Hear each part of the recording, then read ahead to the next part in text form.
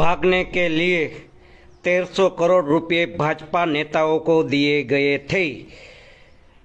आ જોઈ લ્યો, નીરવ મોદી, મેહુલ ચોકસી અને આ ત્રણેય જણા બરાબર મિત્ર બેંકોને કરોડો રૂપિયાનું ચૂનો લગાડવાવાળા અને મિત્રો કહેવાતા તમારા સમાજના આગેવાનો, કહેવાતા ધર્મના આગેવાનો, કહેવાતા વગેરે વગેરે આગેવાનો આ તમને આ વાત નહીં જણાવી શકે।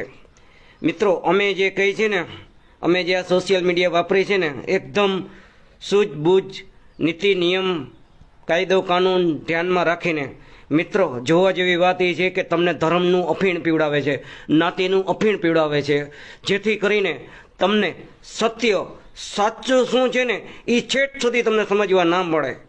અને કહેવાતા સમાજના આગેવાનો નથી, દલાલો છે। કહેવાતા ધર્મના આગેવાનો નથી, દલાલો છે, જે તમારે વાર તહેવાર દરમિયાન તમારો સોદો કરે છે, ચુનાવ દરમિયાન સોદો કરે છે, તમારા હક અધિકાર દરમિયાન સોદા કરે છે। હવે તમે કહેશો હક અધિકાર એટલે શું? શિક્ષણ, આરોગ્ય, રોજગાર, જીવનના પછી કાનૂન, ન્યાય કાનૂન વ્યવસ્થા વગેરે જેવા પ્રાથમિક મુદ્દાઓથી તમને વંચિત કરે છે। જુઓ, આ લૂંટેરાઓને પકડવા માટે ભારતીય જનતા પાર્ટીએ આટલા કરોડનો સોદો કર્યો।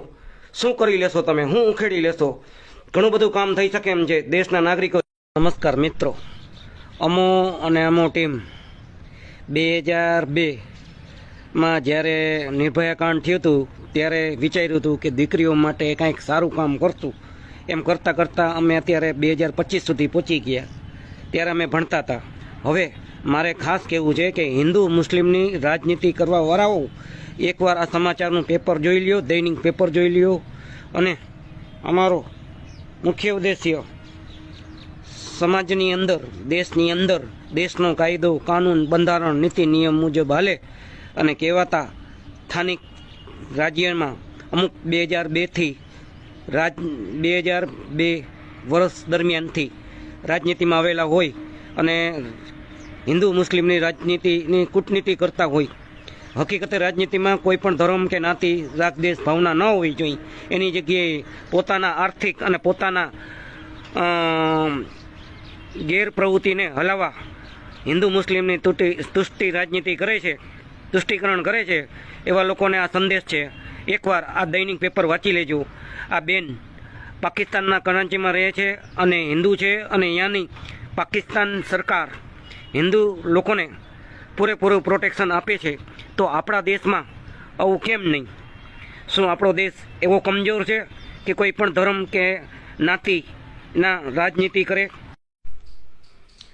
ભગવાન અલ્લાહ, જીસસ, પરમાત્મા પોતે શક્તિમાન છે। તે ચરિત્રમાં, દિલમાં, કર્મમાં, નિયતમાં રાખવાનો હોય તેનો ફોટો મંદિર, મસ્જિદ, ટીલા, ટપકા, ટોપીથી પ્રચાર કેમ કરવો પડે છે?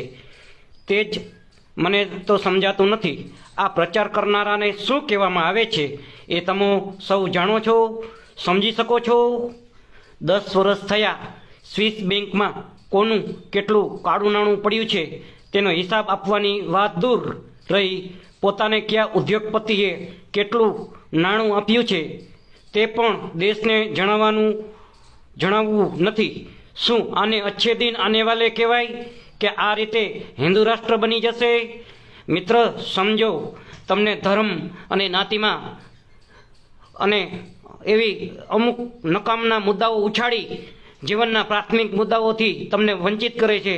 આપના બાળકોને શિક્ષણ વંચિત કરે છે। તમે ખાલી એટલું પૂછો, તમારી પાસે મત માગનાર આવે છે એને કે તમે 10 વર્ષથી શાસન કરો છો તો તમે કેટલી ગવર્મેન્ટ કચેરીઓ વધારી, અને આ ગવર્મેન્ટ કચેરીઓ વધાર્યા પછી તમે એમાં રાબેતા મુજબ કેટલી ભરતી કરી? બસ આ 2 મુદ્દાઓ ઉપર તમે એને પ્રશ્ન પૂછો તો જ મત આપશું, નહીતર નહીં। નમસ્કાર।